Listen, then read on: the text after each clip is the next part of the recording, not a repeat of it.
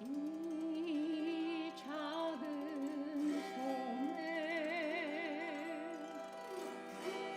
불 밝혀 들고서 이 세상 다시 오시는 내 주님을 맞으리. 내 무거운 짐 다 벗겨주시며 그 아름다운 금면류관 날 위해 예비하시니 나 호흡 있는 동안에 나 생명 있는 동안에 나 주를 찬양하리라.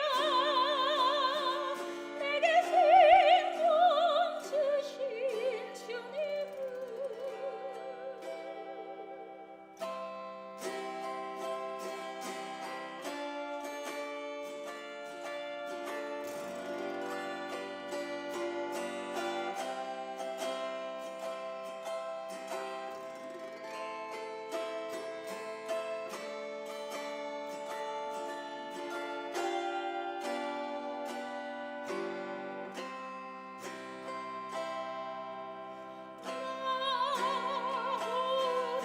동안에 나 생명 있는 동안에 나 주를 찬양하리라. 내게 생명 주신 주님을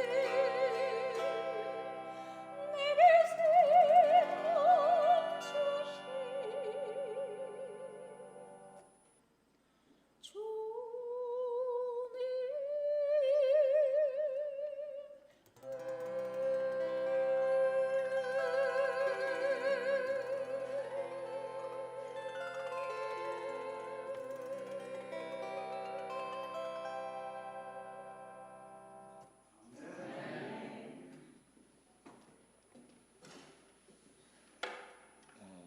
저도 계속 이번 주 내내 영상으로만 전도에 참여를 했는데요. 오늘도 인도는 남집사입니다. 오늘 행복한 웨이터라는 말씀을 박재만 목사님의 말씀을 다시 듣겠습니다.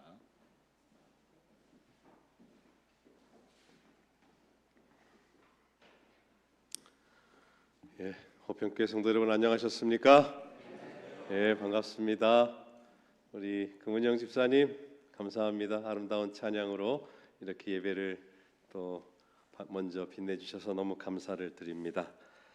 여러분 모두 다 지난 한 주일 동안 많이 바쁘셨죠? 예, 저도 목사인데 직장인입니다. 아침 7시 넘어서 출근하면 시조사에 출근하면 길이 막혀서 매일 6시 한 40분쯤 집을 나서는 직장인입니다. 그리고 일주일 내내 낮 시간 동안에는 뭐 글도 쓰고 책도 보고 또 시조, 가정과 건강, 교회 진함, 우리 편집장들이 작업한 거 이렇게 제가 검열이라는 말 별로 안 좋아하시죠? 검토하고 이렇게 수정할 게 있나 이렇게 지도하고 이제 분주하게 저도 낮 시간에 보내다가 또 저녁 시간에 여기 맞춰서 오려니까 좀 그나마 가까운데도 마음이 많이 분주하더라고요. 그런데 오늘은 내일 출근 안 해도 되니까 하나님께서 태초부터 제정하신 또 태초부터 우리에게 쉼을 허락하신 이제 안식의 시간에 우리 모두가 들어왔습니다. 하나님께서 여러분 모두에게 안식의 평안과 쉼을 오늘과 내일 여러분 모두에게 풍성히 내려주시게 되기를 간절히 바랍니다. 마음에 혹 세상의 모든 무거운 짐들이 있거들랑 다 내려놓으시고 오늘과 내일 말씀을 통해서 위로받으시고 용기 얻으시고 또 다른 한 주를 살아가는 데에 큰 힘을 얻으시게 되기를 간절히 바랍니다. 저는 오늘 여러분들과 더불어서 이제 행복한 웨이터라는 제목의 말씀으로 저녁 집회로는 오늘 저녁 마지막 함께 은혜를 나누고자 합니다. 먼저 몇 성경 구절을 빠르게 보겠습니다. 잠언 20장 22절에 보면은 여호와를 기다리라 그가 너를 구원하시리라. 이사야 25장 9절에 이는 우리의 하나님이라 우리가 그를 기다렸으니 그가 우리를 구원하시리로다. 앞에 성경절과 지금 보신 성경절에 기다림이라는 키워드가 있습니다. 예레미야 애가서 3장 25절에도 무릇 기다리는 자에게나 구하는 영혼에게 여호와께서 선을 베푸시는도다. 또 하박국 2장 3절에 보면 비록 좀 더딜지라도 기다리라. 그렇게 기다리면 지체되지 않고 정령 응할 것이다. 이건 말고도요. 사실 제가 기다림에 대한 성경절을 찾아보니까 거의 수백 개 다 읽다 보면 오늘 예배 다 마치겠죠. 그래서 제가 그냥 제일 짧은 걸로 한 4구절만 꼽아봤습니다. 그런데 공통적으로 성경은 기다리면 하나님이 구원을 베푸신다. 기다리면 너의 하나님께서 약속하신 것이 응하신다. 기다리라 기다리라 기다리라고 하는데 막상 우리의 일상생활에서 뭔가를 기다린다고 하는 것은 참 지루하고 고통스러운 경험 중에 하나입니다. 여러분 중에 난 기다리는 거 진짜 좋아하는데 난 기다림이 취미인데 그렇게 말할 수 있는 사람이 있으십니까? 어떻게든 뭐 이제 사무를 처리하든 관공서를 가든 뭘 하든 간에 좀 안 기다렸으면 하고 사람 없는 시간대. 어제도 제가 저희 부모님이 어디 지방의 요양원에 계셔서 병원에 이렇게 약을 타러 갔더니 제 앞에 환자가 그러는 거예요. 다음 날짜 예약을 잡는데 좀 기다리지 않는 날짜 좀 잡아달라고. 그럼 기다리는 날짜는 기다리지 않는 날짜는 없어요. 오전은 항상 붐벼요. 오후에 오세요 하면서 이제 오후 예약을 잡아주시더라고요. 자, 우리는 정말 우리 삶 속에서 기다리는 걸 정말 싫어합니다.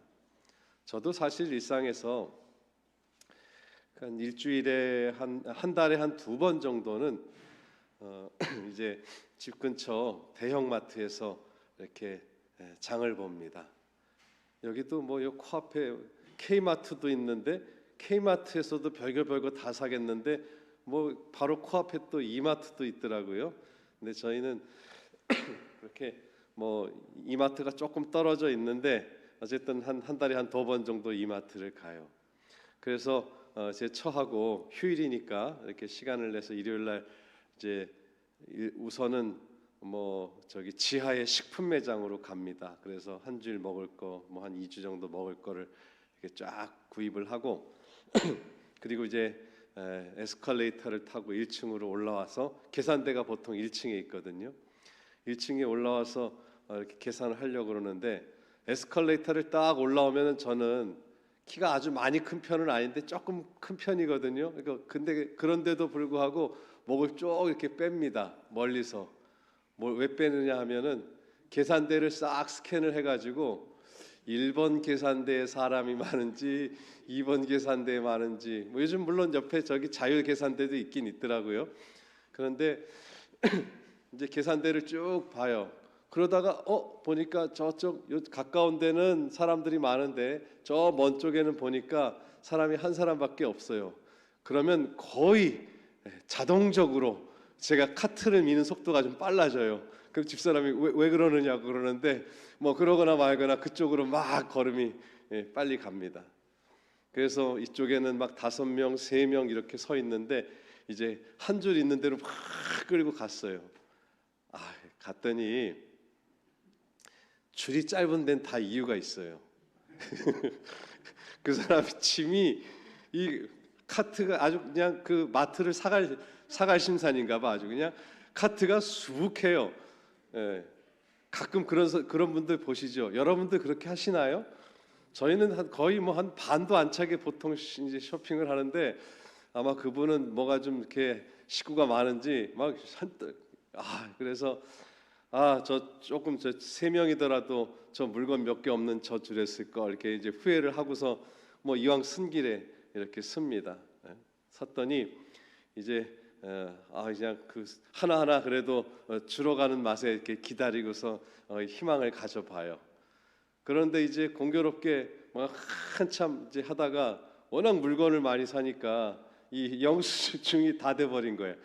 그러면 이제 계산원이 그 이제 영수증 용지 갈겠다고 이제 뭐 잠깐만요 그러고서 하는데 손이 빠르더라고요. 사실 1분도 안 걸리는데 뒤에서 지켜보는 저는 저 또 왜 하필이면 또 이때 지금 영수증이 다 됐을까?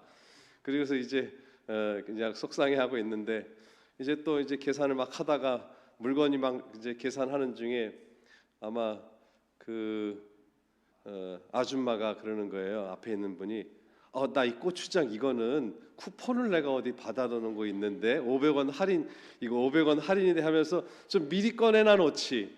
그 앞에서 막 이제 핸드백 주섬주섬 해갖고 뭐 이제 뭐 3,500원짜리 500원 할인 쿠폰 요거 줘가면서 해달라고 그러면은 이제 갑자기 제가 막 성경 구절이 떠올라요. 성도들의 인내가 여기 있다고 그랬는데 내가 조금 더 참아야지. 그리고서는 이제 하는데 이제 그게 또 엎친 데 덮친 격으로 꼭 그런 때는 뭐라 그러냐면은 이제 이번에는 계산원이 그분에게 질문을 해요. 혹시 이거 현금 영수증 하실 거냐고. 그러면 또 그냥 우리 같은 사람은 안 하는 경우가 많거든요. 근데 예 할게요. 그럼 뭐 전화번호를 입력한다네. 그럼 전화번호 막 하다가 삐삐 하다가 또 틀리고 또 뭐 하면은 그냥 진짜 막 저 옆에 쓸 걸 자율 계산할 걸 막 이러는 겁니다. 예. 이렇게 꼭 그런 일이 막 겹쳐요. 이제 거기까지도 좋은데 이제 다 계산하고서 이제 카트 미나 보다 하고서는 이제 살짝 손을 얹었는데 저 뒤에서 남편 같은 사람이 뒤늦게 남성 코너에 가서 뭘 또 사와가지고 여보 이것도 마저 계산해 달라고 그러면은 그때는 진짜 막 폭발할 것 같은데 뭐 어떻게 할 별 수 없잖아요. 그냥 기다려야지. 뭐 한 예를 들었습니다마는 사람은 아주 1분 1초라도 기다리는 것을 싫어하는 것이 거의 우리 본능에 가까운 것 같습니다. 또 우리네 일상에서 뭐 거의 대부분의 수많은 일들이 우리가 겪는 일들이 기다림의 연속이라고 해도 과언이 아닙니다. 아까 이 사진을 보여드렸어야 되는데 하도 얘기하다 보니까 사진 누르는 거를 잊어버렸네요. 이 계산대도 있고 막 이제 줄 서 있는 것도 보여드리려고 그랬는데 열심히 찾았는데 말하느라고 싹 까먹었네요. 자,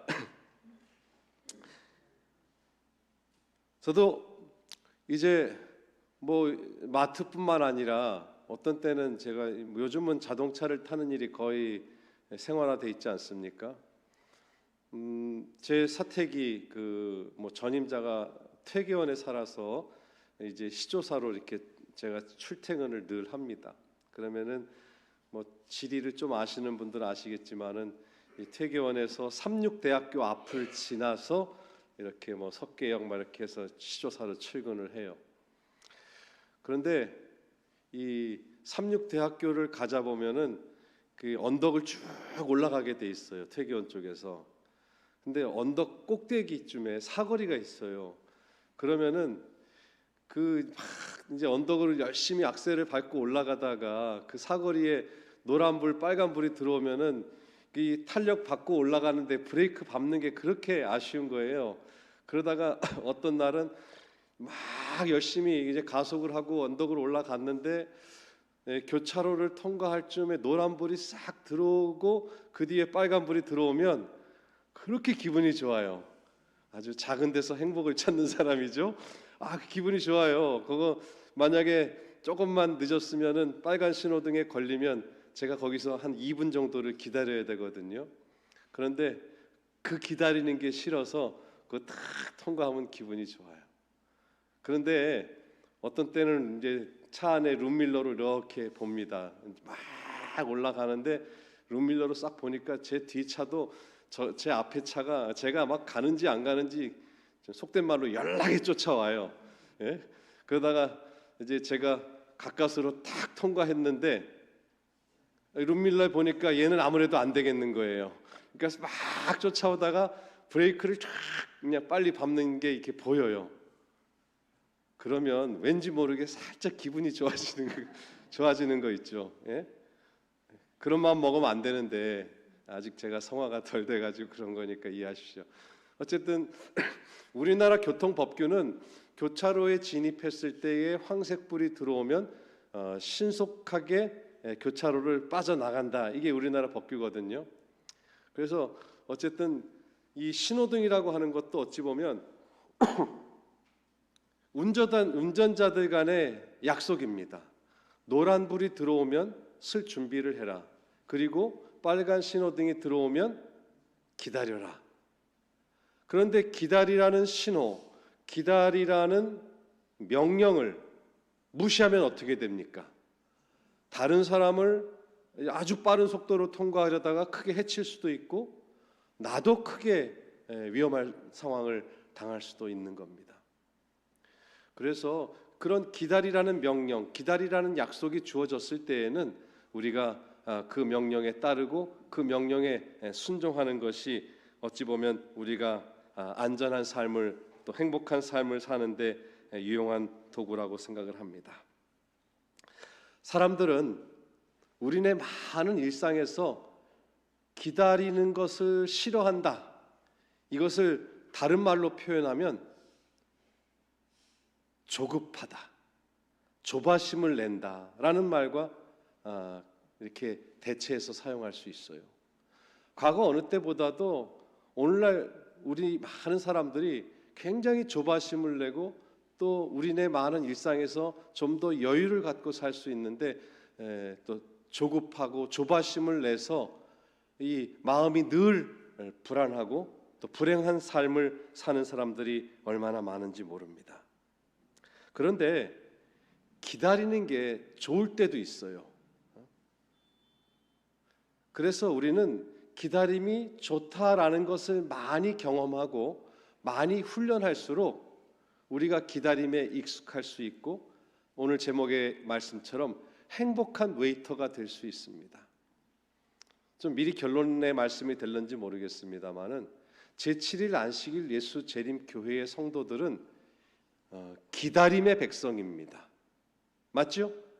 예, 예수님께서 2000여 년 전에 우리를 구원하시고 우리를 다시 데리러 오신다고 하는 약속을 주셨기 때문에 그 약속을 믿고 기다리는 백성입니다.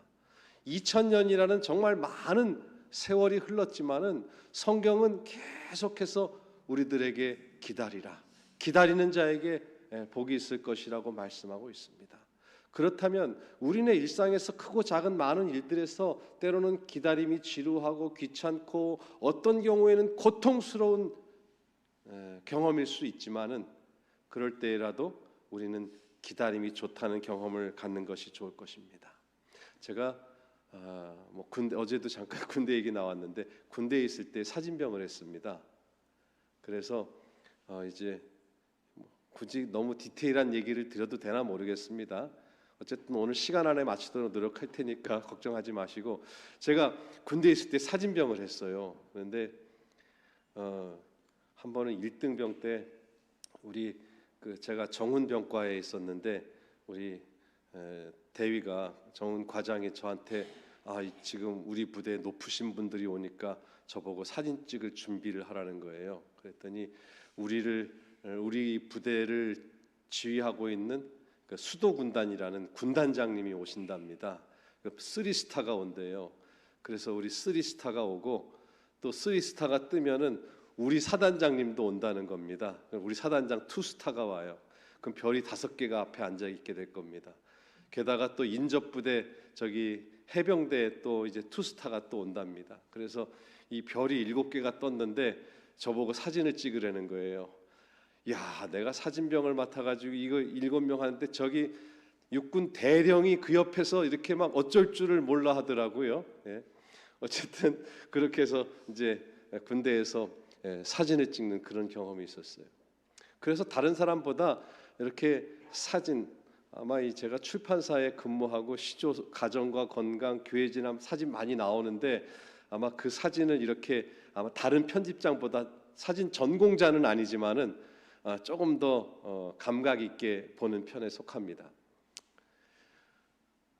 그런데 사진을 잘 찍는 사람들의 말에 의하면은 사진은 뭐 요즘 그 휴대전화, 스마트폰 카메라도 아주 훌륭한 성능을 가졌지만은 사진 작가들은 사진을 찍을 때 그 사진 작품을 뭐라고 부르느냐 하면 빛의 예술이다, 그런 표현을 가끔 써요.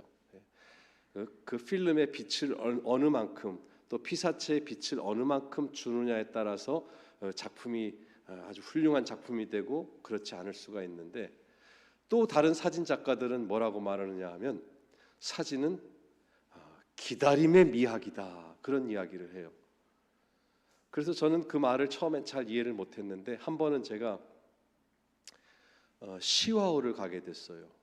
그랬더니 거기 시화호 주변에 이 저쪽 그 철새들이 오는데 철새 사진을 찍는 사진 작가들이 쫙 있었어요. 그래서 위장막을 이렇게 치고 저 위장 텐트 속에 들어가서 새들의 눈에 띄지 않게, 심지어는 저 카메라까지도 이렇게 위장 그 천으로 가리고서는 사진을 찍는 사람들을 봤어요. 방해가 되지 않게 제가 아주 조심스럽게 제일 그 새로부터 멀리 떨어져 있는 이 사진 작가에게 다가가서 이렇게 인터뷰를 할 기회가 있었어요. 그래서 아주 조심조심 다가가서 제가 물어봤어요. 지금 새 사진을 찍기 위해서 지금 몇 시간 기다리고 계세요? 7시간이라고 했어요. 이분들에게 7시간은 긴 것도 아니에요. 우리들 생각에는 7시간을 서 있는 건 보통 일이 아닌데, 자기가 원하는 그 사진, 새 사진을 찍기 위해서 7시간을 기다리고 찍는 겁니다. 화장실도 안 가요. 그래서 화장실은 어떻게 했더니 발로 이렇게 툭 차면서 보여주는데 여기 휴대용 소변통이 옆에 마련돼 있어요. 그러니까 화장실도 안 가고 정말 기다려서, 그래서 종종 우리는 뭐 저 하늘에 날아가는 새 사진들을 이렇게 보지만은 그 작가들은 정말 오랜 기다림 끝에, 그래서 아까도 잠깐 제목에 말씀드렸습니다마는 기다림이 좋은 때도 있다. 저런 작가들이 기다림 끝에 얻은 작품들을 우리는 편안하게 보는 것입니다. 올해 연초인가도 강원도 철원에는 이렇게 겨울에 독수리 떼들이 와서 이렇게 집단으로 서식을 합니다. 그러면 또 사진 작가들이 새가 있는 곳이라면은 또 찾아가서 사진을 찍어요. 그러면은 독수리 떼들이 모여 있는 곳에 사진을 찍는데, 그 다큐멘터리를 보니까 이 작가가 독수리 사진 찍으러 나간다고 옷을 입는데 이 솜바지를 3개를 껴 입어요. 막 철원이 되게 춥잖아요. 그리고 밤새도록 찍습니다. 솜바지를 3개 하고 양말을 3켤레 4켤레를 이렇게 신고서 영하 25도 30도 막 그 추운데 막 한 밤을 새서 자기가 원하는 사진을 찍기 위해서 애를 씁니다. 그래서 그분 인터뷰하는 분 말씀을 들어보면 이 독수리 사진 찍는 사람 치고 발에 동상 안 걸린 사람이 없다고. 글쎄 그분들의 세계를 저는 잘 이해를 못하겠어요.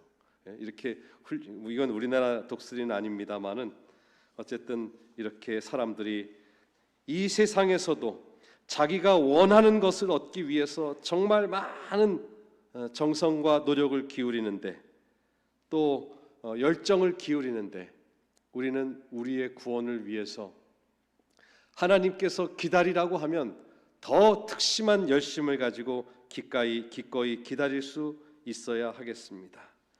사실 기다리면, 조금만 기다리면 우리의 삶이 여유로워지고 이 조급했던 마음 대신에 우리의 마음에 조금이라도 좀 더 행복한 마음을 느낄 수 있습니다. 글쎄 오늘 얘기가 너무 많아지는데 한 얘기만 더 드릴게요. 며칠 전에 제가 이렇게 자동차로 아까 이렇게 출근한다고 그랬잖아요. 그런데 외국어대학교 앞을 지나가다 보면은 거기에 그 주유소가 있는데 제가 출퇴근을 매일 하다 보니까 그 주유소가 제일 저렴해요. 단가가.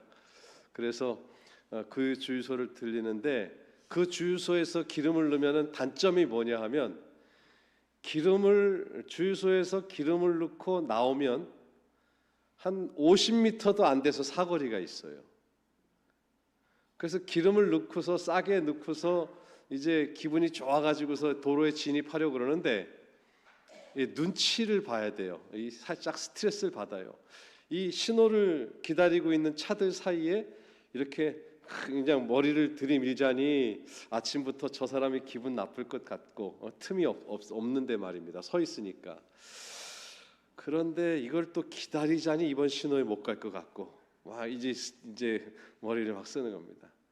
그래서 그 기름 넣을 때는 좋은데 기름 넣고 나올 때마다 기분이 이렇게 좀 썩 편치 않았어요. 그래서 며칠 전에는 기름을 넣고 나서 이렇게 마음을 먹었어요. 그래, 오늘은 이 차 다 지나가고 그 다음에 진입하자. 뭐 길어야 2분이겠지. 그리고서는 기름을 넣고 도로에 딱 진입하려고 그러는데 아니나 다를까 차들이 쫙 서 있었어요. 근데 신호가 바뀌고 1분도 안 됐는데 이 차들이 다 빠져나가고 없더라고요. 예? 그러니까 세상 편하게 뭐 2차선으로 들어가도 되고 저기 1차선으로 들어가도 되고 아주 세상 편하게 진입을 할 수 있더라고요. 그래서 야, 내가 그 1, 2분 아낀다고 이렇게 막 눈치 봐가면서 억지로 막 뭐 어떤 날에는 뒤에서 그냥 뭐 성격 안 좋은 운전사 만나면은 빵 누르면서 너 왜 거기 끼어드느냐고 막 이렇게 하는데 어쨌든 조금 기다려 봤더니 그러니까 이 기다림도 훈련이 필요하고 연습이 필요한 것 같아요. 그래서 여러분의 일상에서도 너무 조급해하지 마시고 마음의 여유와 또 행복을 조금이라도 더 맛보기를 원하신다면은 기다림을 즐길 줄 아는 저와 여러분이 되시기를 바라겠습니다. 여기 오은영 씨도 그런 얘기를 했어요. 금쪽 상담소 아주 유명하죠. 소아정신과 의사인데 아이들한테 화날 때 분노가 폭발하는 15초만 참으면은 이제 아이들한테 왈왈왈 하던 엄마들이 좀 더 이성적으로 아이들을 훈육할 수 있다고 그럽니다. 그런데 저나 여러분 15초 참기 쉽지 않죠?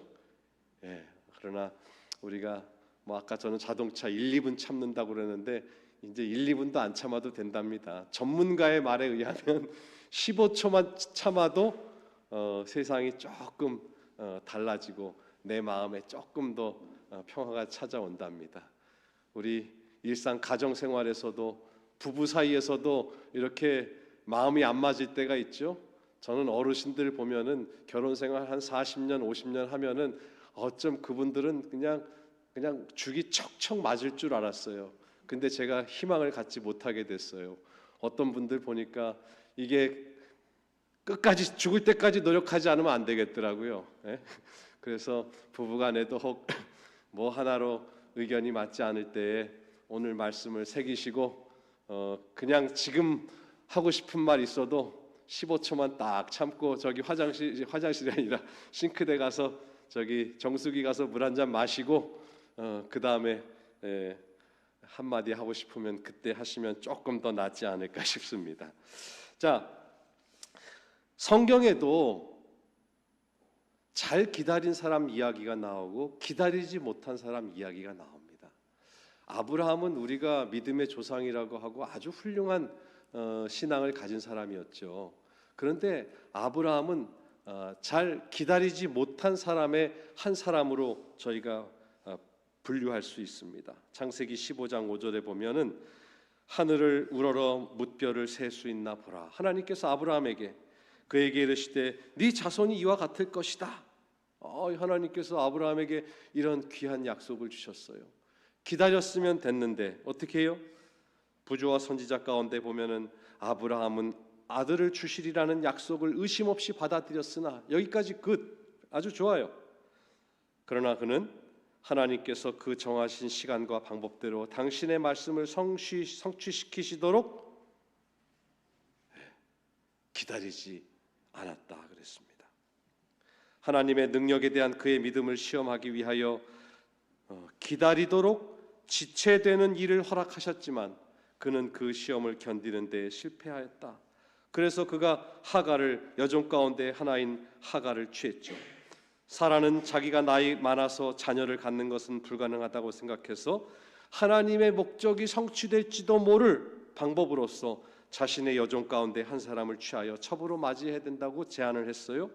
사라가 제안을 했는데 그냥 사라가 특별한 여자라서 그렇게 한 것이 아니라 일부 다처는 아브라함 당시에 아주 널리 퍼져 있는 문화였다고 합니다. 그래서 그것을 죄라고 생각하지 않게 되어버렸으나 그러나 하나님의 율법은 위반하는 일이었습니다.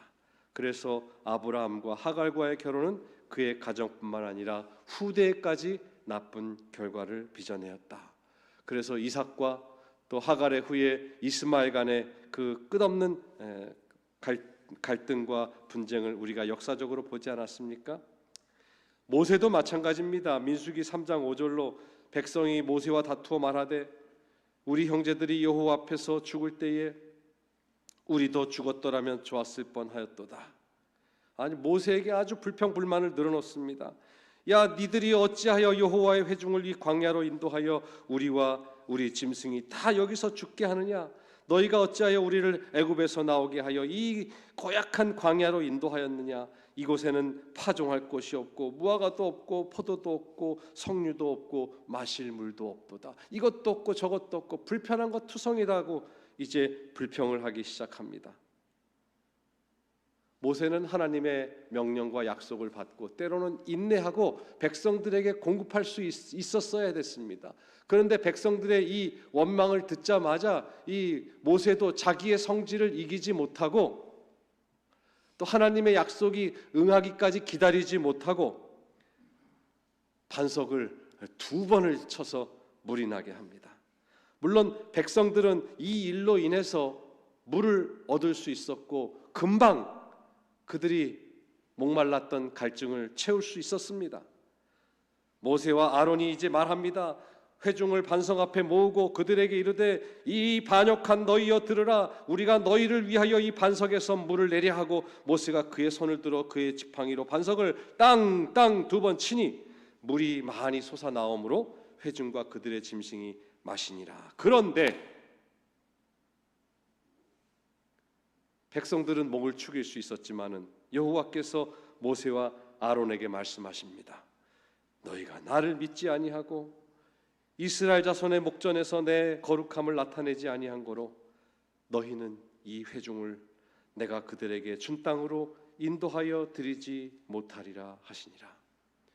그래서 이 일로 인해서 모세는 이스라엘 백성을 광야에서부터 가나안 땅으로 인도하기 위해서 그동안 무진 애를 써왔지만은 정작 그 자신은 가나안 땅에 백성들을 이끌고 가나안 땅에 들어갈 수 없었습니다. 기다리지 못했어요. 사무엘상 13장에는 사울 왕에 대한 이야기가 나옵니다. 이 사울도 기다리라고 했는데 기다리지 못했어요. 이 이야기를 좀 간단히 정리하겠습니다. 사무엘상 13장 8절로 14절입니다. 사울은 사무엘이 정한 기한대로 이레 동안을 기다렸어요. 그런데 사무엘이 길갈로 오지 아니하며 백성이 자꾸 사울에게서 흩어집니다. 지금 블레셋과 싸우고 있는데 사울이 말합니다. 번제와 화목제물을 이리로 가져오라 하여 번제를 드렸더니 번제 드리기를 마치자 사무엘이 온지라.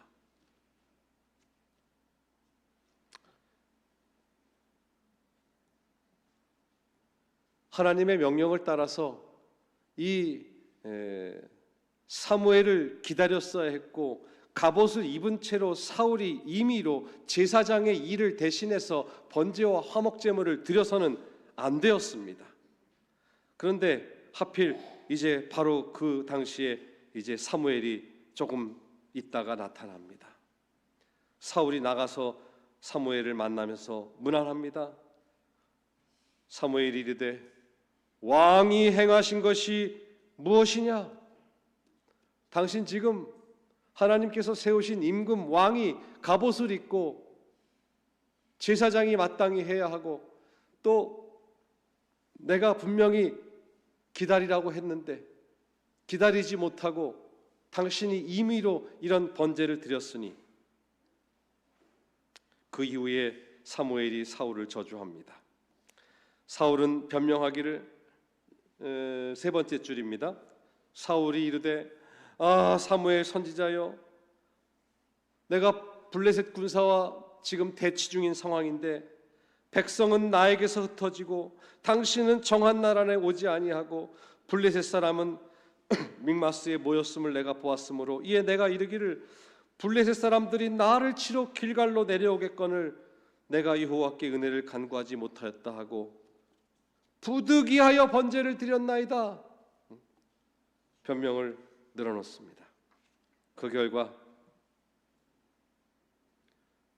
사무엘이 사울에게 이르되 왕이여, 왕이 망령되이 행하였도다. 왕의 하나님 여호와께서 왕에게 내리신 명령을 지키지 아니하였도다. 그리하였더라면 여호와께서 이스라엘 위에 왕의 나라를 영원히 세우셨을 것입니다. 그런데 당신의 나라가 길지 못할 것입니다. 그 결과 사울은 머지않아서 전쟁터에 나가 비참한 죽음을 맞았습니다. 사랑하는 우리 호평교회 성도 여러분들이시여, 하나님께서 기다리라고 했을 때에 정말 훌륭한 믿음의 노독이었던 아브라함도 모세도 본받을 만한 믿음을 가졌는지는 모르겠지만은 아주 이스라엘의 역사에 매우 중요한 한 페이지를 차지하고 있는 사울 왕도 그들이 기다리지 못했을 때에 후회한 경험을 가졌었습니다. 그런데 정작 성경에서 별로 유명하지도 않은 사람, 성경에서도 몇 번 등장하지 않는 무명한 사람 같은 사람들이 아주 특별한 별명을 가진 한 사건이 나옵니다. 누가복음 2장 11절에 예수님 탄생에 관한 이야기가 나옵니다. 오늘 다윗의 동네에 너희를 위하여 구주가 나셨으니 곧 그리스도 주시니라. 아기 예수의 탄생에 대한 이야기가 누가복음에 등장을 합니다. 예루살렘에 시므온이라 하는 사람이 있으니 이 사람은 의롭고 경건하여 이스라엘의 위로를 기다리는 자라. 성경에서 이 시므온은 몇 번 등장하지 않습니다. 그런데 단 이 성경 구절만으로도 이 시므온은 그 별명이 뭐라고 그랬어요? 이스라엘의 위로를 기다리는 자라. 그가 주의 그리스도를 보기 전에는 죽지 아니하리라 하는 성령의 지시를 받았더니 성령의 감동으로 성전에 들어가매 마침 부모가 율법의 관례대로 행하고자 하여 아기 예수를 데리고 오는지라. 그리고 시므온이 드디어 아기 예수를 만납니다. 시므온이 아기를 안고 하나님을 찬송하여 이르되 주제여 하나님이여 이제는 말씀하신 대로 종을 평안히 놓아 주시는도다. 하나님, 제가 아기 예수를 메시아를 보기를 원했는데 그 아기 예수 메시아를 제 품에 안았으니, 이 말은 우리 표현식으로 하면은 저는 죽어도 여한이 없습니다라고 하는 것입니다. 또 그 이후에 마가복음 15장에 또 한 사람이 등장하는데 아리마대 사람 요셉입니다. 예수님께서 십자가에 달려 돌아가신 후에 아리마대 요셉이 빌라도에게 나갑니다. 여기 성경절에 보면은 빌라도에게 어떻게 나갔다고 그랬어요? 당돌히 빌라도에게 들어가서 예수의 시체를 달라고 했습니다. 사실 그 당시의 분위기로서는 많은 유대인들이 정말 어제도 말씀드렸듯이 거의 막무가내로 예수님을 죽이려고 하는 분위기여서 예수님을 두둔하기 상당히 어려운 그런 사회 형편이었습니다. 그런데 그 예수의 시체를 달라고 하는 것은 어찌 보면 아리마대 요셉에게는 자기의 목숨을 걸 만한 일이기도 했습니다. 그런데 그가 예수의 시체를 달라고 했는데 그의 아이덴티티, 그의 정체성에 대해서 이 사람은 존경받는 공회원이요 하나님의 나라를 기다리는 자라. 아까 시므온은 이스라엘의 위로를 기다리는 자였고 아리마대 요셉은 하나님의 나라를 기다리는 자라. 아브라함이나 모세나 사울 왕이 듣지 못했던 그 유명했던 사람들이 듣지 못했던 칭호라고 해야 될까요?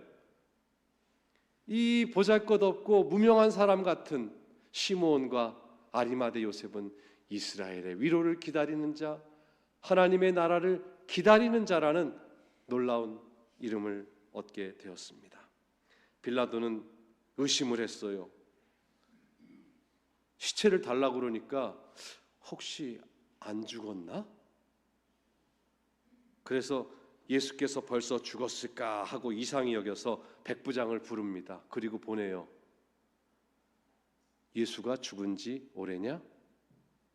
죽었어요. 그 대답을 듣고서야 백부장에게 알아본 후에 아리마대 사람 요셉에게 시체를 내어주니라. 이런 성경 구절이 있습니다. 어쨌든 이들은 이와 같이 기다림을 통해서 하나님의 약속을 받고 또 예수 그리스도를 품에 안는 놀라운 역사를 경험했습니다. 기다림이라고 하는 자체는 어찌 보면 우리의 삶 속에서 힘들고 고된 일이기도 하지만은 이처럼 성경에서 잘 참고 기다린 사람들은 즐거운 마음으로 또 인내하는 마음으로 기다렸습니다. 사실 우리의 삶 속에서 기다림 자체는 고통스러운 일이지만은 그것을 어떻게 하면 기다림이 즐겁고 기다림이 행복할 수 있을까? 우리 가운데, 우리의 마음 가운데 믿음이 있다고 한다면은 기다림이 즐겁고 행복할 수 있습니다. 약속을 믿으면 기다림이 즐거워집니다. 우리가 잘 아는 대로 이 말씀은 잘 들으셔야 돼요. 기다림이라는 표현에는 약속이 전제가 되어 있습니다. 약속 없는 기다림처럼 참 허무하고 무의미한 것이 없어요.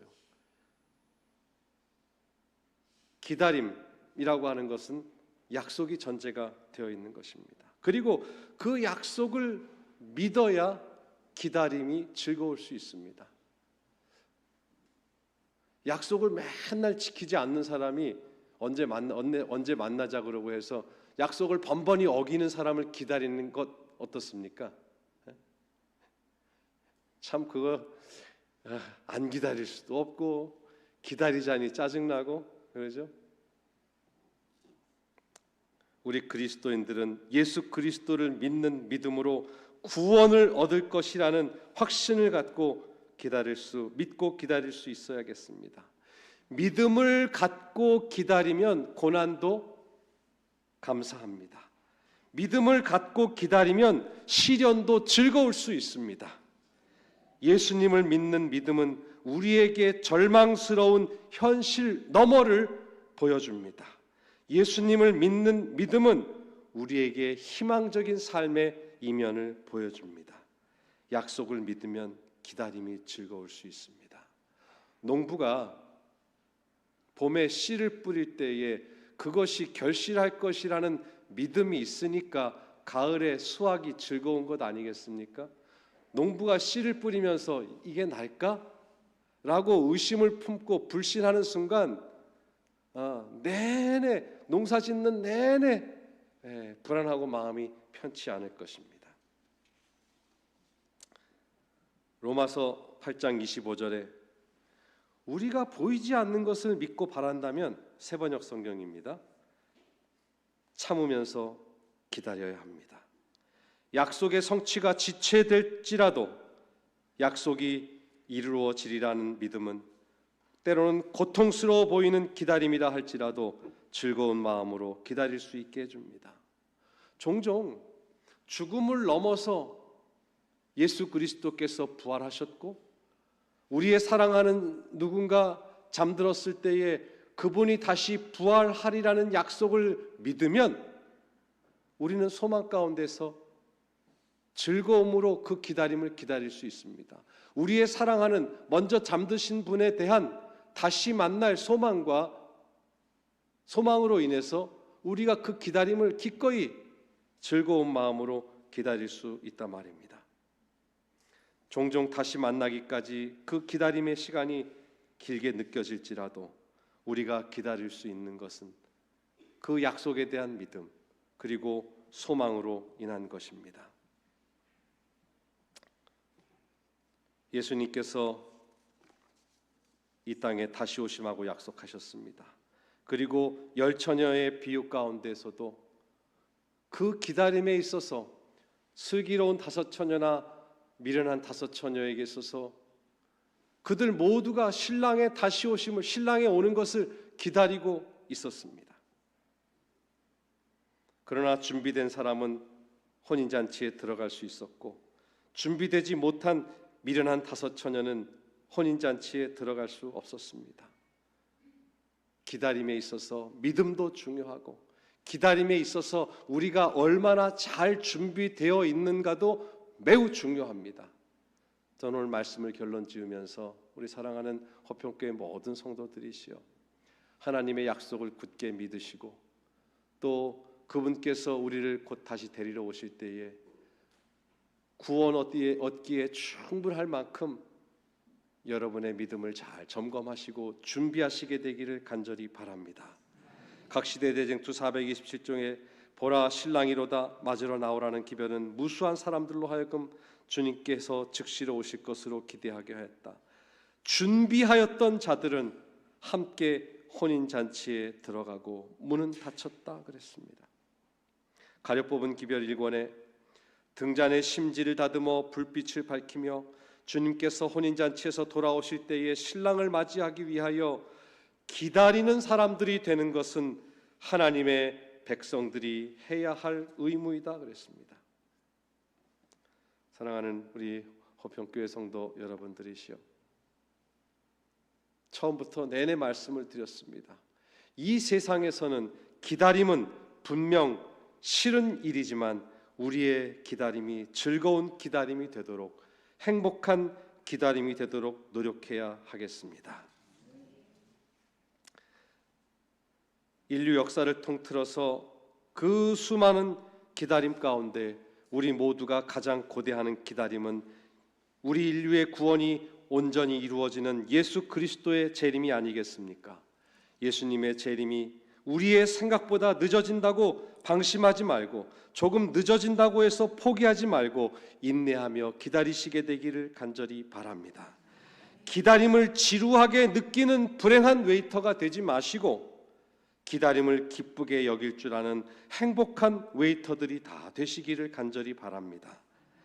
우리보다 우리를 더 사랑하셔서 지금까지 오래도록 참으시고 기다려오신 우리 예수님의 다시 오심을 간절히 기다리셨다가 영광 중에 다시 오실 우리 주님을 기쁨 중에 다시 맞이할 수 있기를 간절히 바라면서 오늘 말씀을 마치겠습니다.